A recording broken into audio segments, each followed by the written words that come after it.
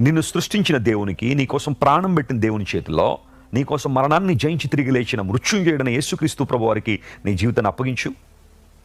ఆయన కదా నీ జీవితంలో అద్భుతాలు చేసేది. ఆయన నమ్ముకొనుము. ప్రతి ప్రతికూల వాతావరణంలో సైతం నువ్వు దేవుని యందు మాత్రం నమ్మిక ఉంచాలా. కొన్నిసార్లు బంధువుల యందు నమ్మిక ఉంచావు, నష్టపోయావు. స్నేహితులను బాగా నమ్మావు, అన్ని విషయాల్లో నేను నష్టపరిచేసి వెళ్ళిపోయారు.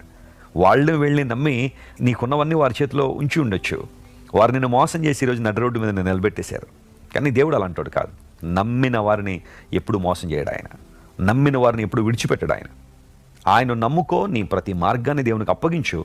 ఖచ్చితంగా దేవుని కార్యాలు చూస్తావు. ఇంతవరకు నీ జీవితంలో ఎవరెవరినో నమ్మి నష్టపోయావేమో, ఈ వాగ్దానం వింటున్న నీతోనే దేవుడు మాట్లాడుతున్నాడు. తమ్ముడు విను, అన్న విను, అక్క చెల్లి విను. ప్రభువు నిన్ను నిలబెట్టాలని, తన సంకల్పాలు నీ ద్వారా నెరవేర్చబడాలని దేవుడు ఆశిస్తుంటే సంపూర్ణంగా నీ సమర్పించుకోగలవా? బలమైన కార్యాలు చూస్తావు. మహిమాన్వితమైన కార్యాలు ప్రభు నీ జీవితంలో చేస్తావు.